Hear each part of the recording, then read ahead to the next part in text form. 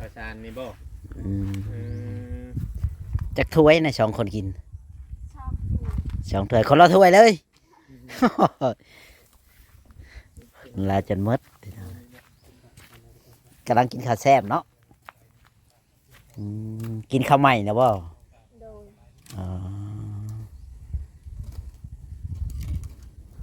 นี่พี่น้องเลยเนาะเพิ่นก็ได้กินข้าวใหม่เลย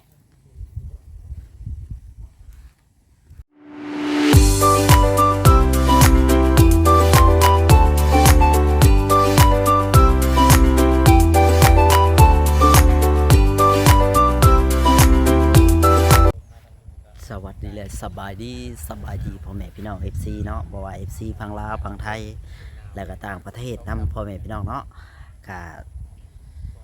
ยินดีต้อนรับเข้าสู่ช่องบ่าวจอยซาแนลอีกแล้วพ่อแม่พี่น้องมื้อนี้จะทางบ่าวจอยก็มาหาทางสาวแดงพี่น้องเนาะเอื้อยนางลอยนั่นแหละพี่น้องเนาะหรือว่าน้องสาวพรวิไลนั่นแหละพี่น้องเนาะก็มื้อนี้ก็ได้เดินทางมาฮอดเรือนฮอดศาลเพิ่นเป็นที่เรียบร้อยเพราะว่าทางบ่าวจอยกำลังจะว่าบ่จอยมาหาเพิ่นตั้งแต่เพิ่นอยู่ไผพุ่นแหละพี่น้องเนาะถึงออกไผบ่จอยหามาอีกครั้งหนึงพี่น้องเนาะวันนี้บ่จอยได้มาเฮือนเพิ่นก็อยู่เฮือนอยู่ซ่านอยู่กับลูกเพิ่นนั่นแหละบ่ฮู้ว่าผัวเพิ่นอยู่หรือบ่จังใดก็ไปเบิ่งไปชมน้ำกันพี่น้องเนาะฝากพี่น้องฝั่งไทยแล้วก็พี่น้องทางต่างประเทศแล้วครับพี่น้องทางฝั่งลาวนำเลยเด้อพ่อแม่พี่น้องเนาะจังใดก็ฝาก FC ทุกท่านทุกคนที่เขาคอมเมนต์มาเนาะก็คิดฮอดคิดถึงคือเก่าพี่น้องเนาะจังใดก็ไปเบิ่งไปชมน้ำกันเลยพี่น้องบ่จักษาเสียเวลาทางสาวแดงเลยพี่น้องไป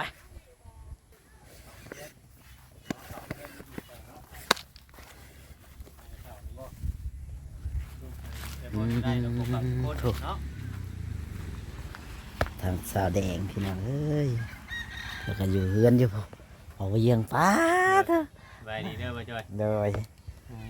โอ้ ขึ้นมาคักแน่เด้ ขออนุญาต ไหน ขึ้น คื เฮื อ อน ชั้นถ้าเจ้าคือบ่ย่านตกบ่เจ้าเที่ยวขึ้นเที่ยวล ส ง บายดี สบายดี มันดึงบ่คือแนวไหน ป้าในได้คนน้อยนอนเลย ไม่ได้โดน อันนี้นอน กระลุก อืม นี่พี่น้องเจนแต่หนาวเลยเนาะเด็กน้อยเพราะว่าเพื่อนอะไรลมพัด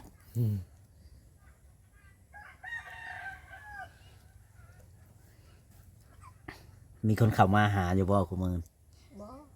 มันมีเลยบ่ลาก็บ่ได้เข้ามาบ่ เมื่อวานนี้เข้า อ๋อ มื้อนี้น่ะบ่ได้เขาอันนี้เขาอยู่ อืม มื้อนี้เราบ่ได้มาได้มื้อนี้ เด็กน้อยสะเอะบ่นั่นน่ะ ไม่หยังน่ะไก่ไข่อยู่เทิงเฮือนเลย ได้ เออไก่เป็นไข่อยู่นี่ชั่วอีหยังตีงงๆอืม ทั้งไก่ทั้งไข่อืม แล้วกินนมเจ้าเองบ่คือกินนมทรงดุ บ่กินนมเอง อ๋อ กินนมเราเอง น้ำหยังอัน น้ำต้ม ต้มนั่นบ่มันยังน้ำถ้วย มะขาม มะขาม เจ้ากินบ่ขาม บ่เลยกิน เดี๋ยวว่าเจ้ากินนะพยานลูกจะท้องบ่เนาะ อืมน้ำต้มแล้วเรากินน้ำ พอจะไปใช้จะไปเกี่ยวข้าวบ่ บ่ที่บ้าน เกี่ยวแล้วข้าว ยังไม่ได้ชุบ ยังไม่ชุกบ่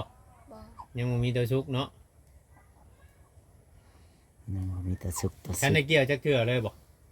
ไม่ได้เกี่ยว โอ้ ใส่ข้าว1,011 อืม ส่วนหลายแถวนี้ใช้ข้าวผัด11หลาย พระเจ้าใช้ข้าวกลางเนาะ อืม บ้านเฮาก็ใช้ข้าวโลพี่น้องนี่เดียวแล้วก็เดียวไว้เดียวคนหมู่ กินข้าวยำหรือข้าวกล่องลูกจัน ยังได้ป้อนข้าว ยังไม่ได้ป้อนข้าว 6 เดือน 6 เดือนอืม เดี๋ยวเห็นผู้เพิ่นเคย นั่นนะตามเพศตามหมอเพิ่นบอกกันน่ะเนาะเป็นหมอเพิ่นก็แนะนำ6 เดือน แต่ว่าบางคนก็หมดคือลูกเฮานี่3 มื้อเด้ลูกก็ คือ มัน กัน ให้ เจ้าได้บ่จ้ะ คือกันนั่นแหล้วอันนี้เพิ่นบ่ได้ให้บ่ บ่ อ๋อ ดึงเด้เป็นดึงเป็นบ่ให้บางคนกินนมน่ะยาเนาะ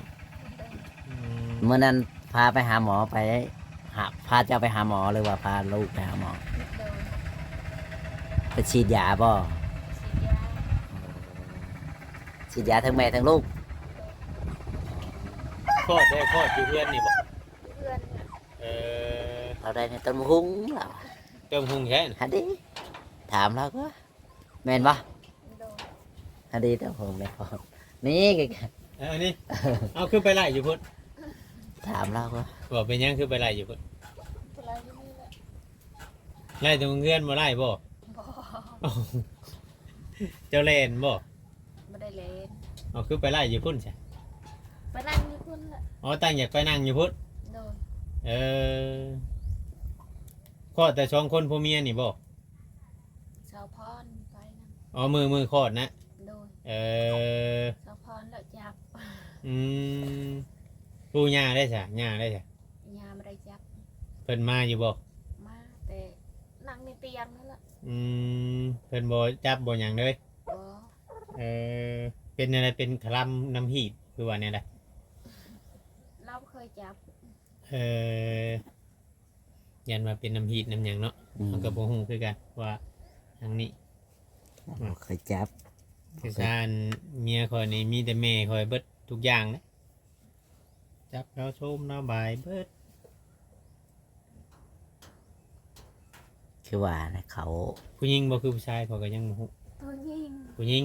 เอาไล่ผู้หญิงอีกแล้วมันผู้หญิงก็ดีเนาะ อืม แบบเดียวกับนั่งดอยได้อันนี้มาลูกอันนั่งพรวิไลเพิ่นนนมีแต่ผู้ชายคนมีแต่ผู้ชายเนาะ ผัวไปหาหยังมาชูกินมื้อนี้ ไม่ได้ให้ยัง บ่ไปหาหยังช้ำอืม ถ้ากันกินข้าวกับหยังเฉยเจ้าอยู่กรรมอยู่ภายแบบ กินข้าวเลย ฮะ เถื่อป้า ปลา โดนปลาเข้า ปลาข้อนี่บ่พิษบ่ บ่ บัดบ้านนั้นบางเงินเสียชีวิตบางอาทิตย์ก่อนนี่ว่าพิษปลาข้อเนาะ อืม ข้อลูกได้4มื้อว่ะกินปลาข้อแล้วพิษ เรากินตั้งแต่อยู่ไผผัวจักอัน เพราะว่าเขาเจ้าดึงในแบบเดียวกับนั่งดอยได้อันนี้ อืม นั่งดอยก็กินก็แต่ข้อลูกบ่ปลาข้อบ่ กินปลาขอขาว ขอขาวคือกันไหน ปลาข้อลายน่ะกินบ่ได้ บ่ เออ แบบว่าขอกั้งว่าขอหยังในคิดสิ นั่น กิน เราก็พิษปลาข้อธรรมดาแหละนั่นก็ อืม เราก็เพราะว่า พญาติคนบ่คือกัน มันบ่คือกัน พญาติบ่คือกัน คือเมียพ่อน่ะนะเนาะ อื พิษ ม ปลาปากอ่ะนะเนาะปลาขาวอ่ะนะปลาปากปลาหนองเดียงน่ะเจ้ากินได้บ่ปลาหนองเดียง กินได้ ฮะ กินได้หมด เราบ่บริพิษ เราเคยกินเลย มันต่างกันในคนเฮาเลยพี่น้อง FC บางคนว่ากินโดดชิย่านมาช้างเหมือนผมเองในสำคัญในการได้ลูกนี่เนาะ แม่น ปลาดุกไม่ได้กินปลาดุก อืม กินแต่ปลาคอ ปลาขอปลาดุกปลาหยังบ่ได้กินครับปลาขาวนี่ก็กินได้เนาะ ปลาข้าวก็กินได้ แล้วไก่กานี่ก็บ่ได้เลือกเนาะกินได้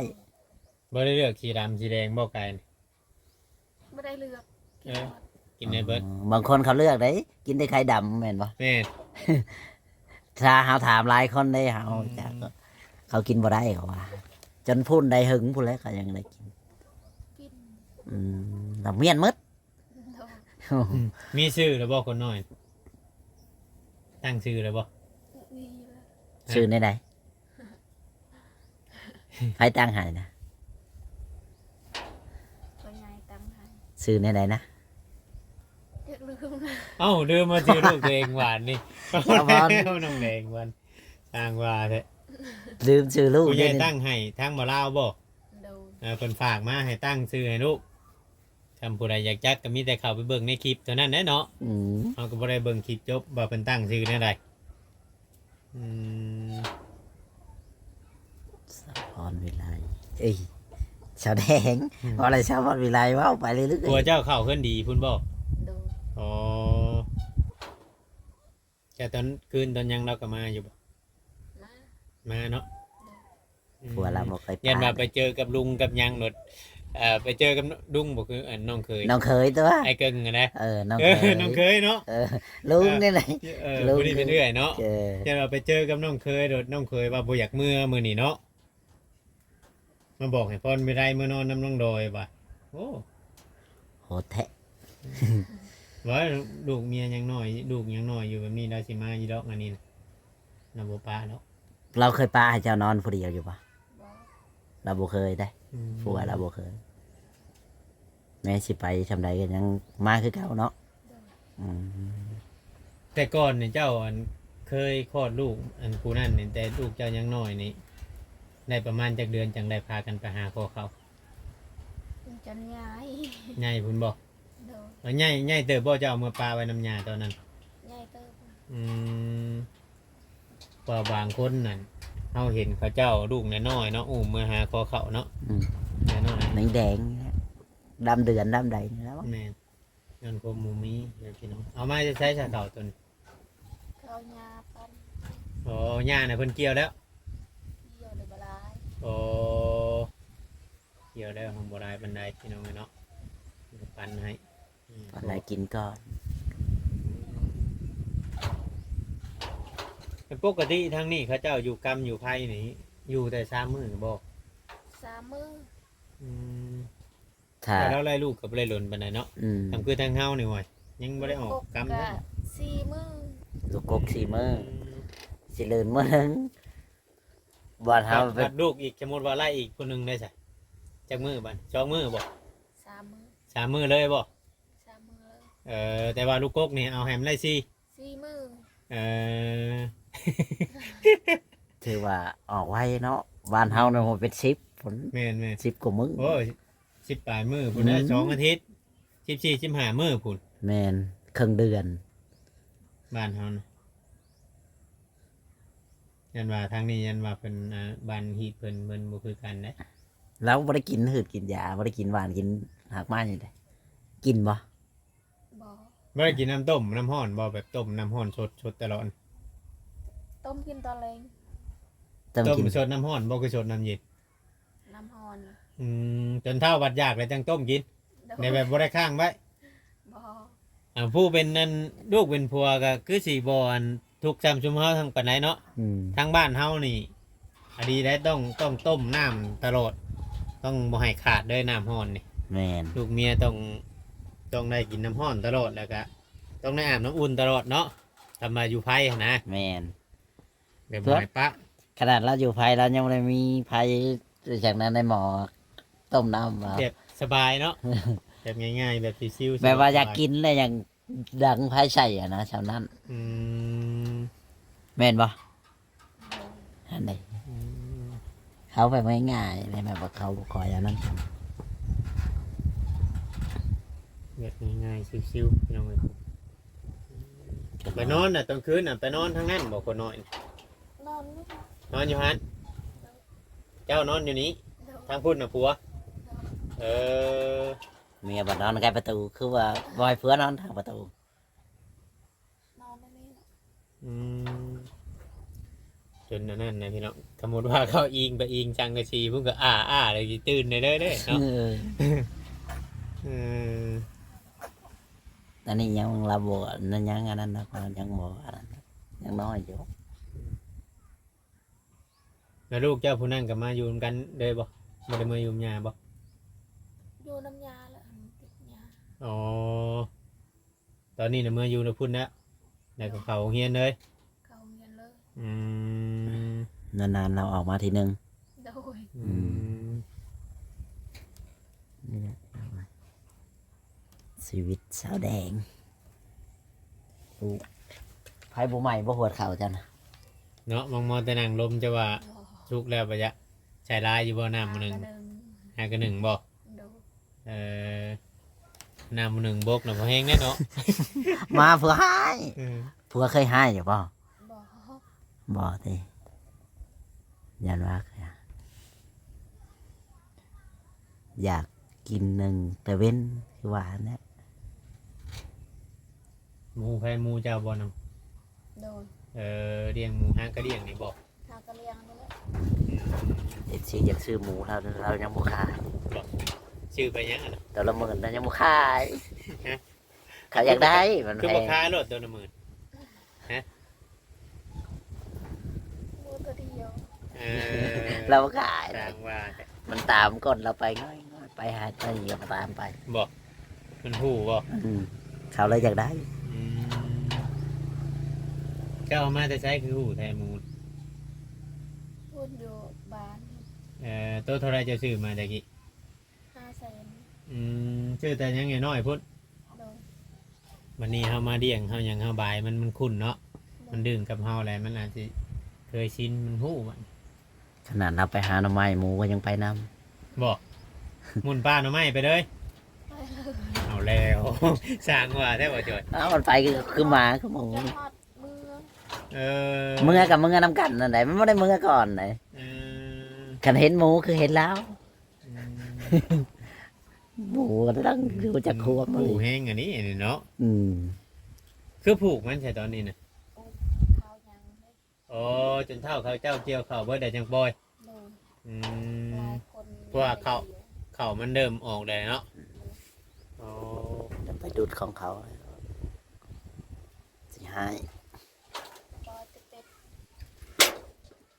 เรายังหูจักเลี้ยงเป็ดเลี้ยงไก่เลี้ยงหมูเลี้ยงหมา เลี้ยงเป็ดเลี้ยงไก่เลี้ยงหมูใช่ได้บ่ายทำแน่แพงเนาะ อืม ทำแพงทำปูไรบอนั่นเพราะบุยากุ้มพุ่นไอพี่น้องเลยท จะเอาหยังเกลือมัน ห้าม ท หันสีขาวได้ห้าม ำอืม หันไม่ได้ข้าวสีหันไม่ได้ห้าม ยอมเกลือได้บ่ โดย ยอมเกลือแล้วก็คำมันเบิดอดีให้มูลว่าช่วงเขาไม่ได้ไปชี้ข่าวกับชื่อเขาเนาะ โดยเสื้อ มีก็กล้วยกับมีแต่ต้มปนกันก็กล้วยนะมันกินพอได้อันนั่น กิ นะ ละมูล ฮะ บุกินบ่ บ่ เอาต้มใส่ห้ำปนกันกับบุกินบ่ เกลือแล้วก็กิน อืมบ่ต้องเขาต้มแล้วก็ก้อยห้ำน่ะต่างหากแล้วเวลาเขาห้ำให้มันกินเนี่ยเขาต้องตักตัวเขาต้มเนี่ยผสมน้ำเทื่อหน่อยนะให้มันดึงมันสิจักกินก็เขาต้มเดียวๆให้มันกินเทื่อทำบิดโดนนี่ก็บุกินได้ ำบ่เลย เขาต้องฮัดให้มันกิน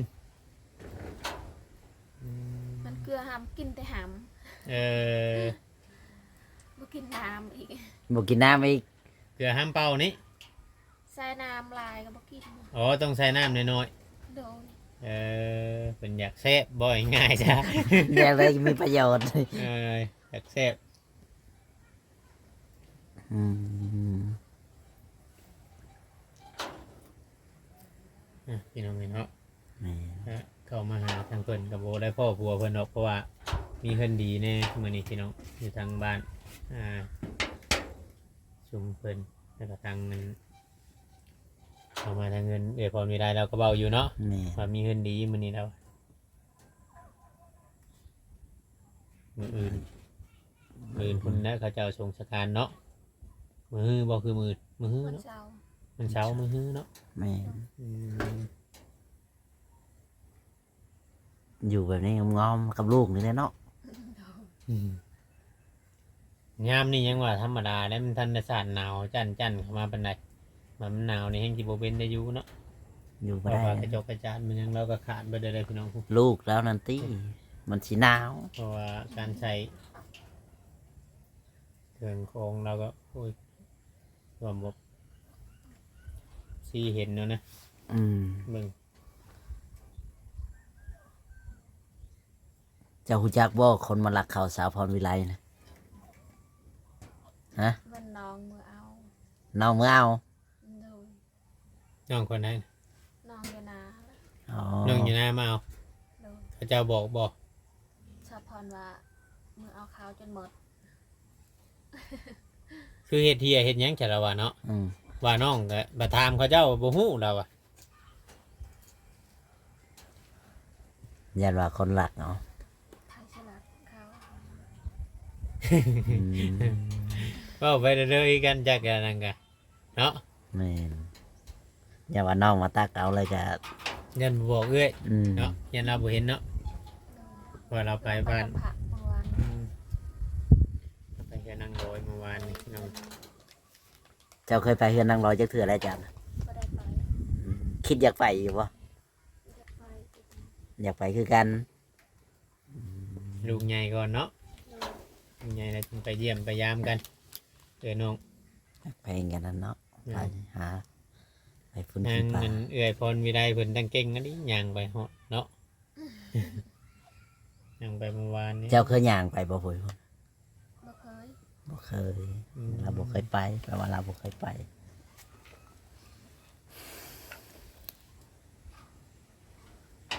เจ้าบ่ได้สูบยาคือเราบอกบ่ได้สูบยาบอก บ่ เจ้าบ่ได้สูบเนาะ ตะกี้สูบบ่ ยังได้นี่สูบยา ฮะ ได้ลูกเลยสูบยา ยังบ่ได้คลอดลูกยังกินยาสูบยา โอ้ โอ้แต่ท่านในชอบข้อลูกมันสูบอยู่ อืม อย่าไปสูบเด้อวันนี้มีลูกน้อยเด้อ อย่ามันเขาปอดลูกอ่ะแล้ว เพราะว่ามันไกลเด็กน้อยแต่ว่าผู้นั่นเพิ่นก็ยังบ่อยากให้สูบใกล้เนาะ อืมเด็กน้อยมันควรมัน ก็ เขา มา ปาก เห็นทั้งไอ้พลวิไลแล้วสูบยานะก่อนเฮาก็บ่ได้ค่อยเห็นเนาะ อืม มาเห็นแล้วสูบยา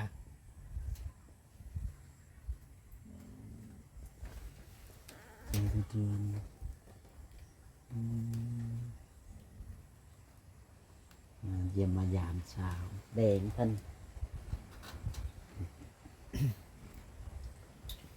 พี่น้องเนาะก็สิประมาณนี้แหละพี่น้องเนาะผู้เวียงก็ได้เข้ามาเยี่ยมมายามเบิ่งเมื่อวานนี้เห็นอยู่ทั้งบ่ลาวเพิ่นเข้ามาพี่น้องเบิ่งในคลิปอยู่พี่น้องเอ้ยจังไดก็ดีไม่แห้งให้หันในแห้งไว้ไว้เด้อเสาแดงเด้อ โดย สบายดีเด้อ สบายดี สบายดี โน้ยโอเคพี่น้องเนาะคลิปนี้ก็สิบ่มีหยังหลายถ้าผิดพลาดประการใดก็ขอโทษขออภัยเด้อพ่อแม่พี่น้อง FC เนาะสวัสดีและสบายดี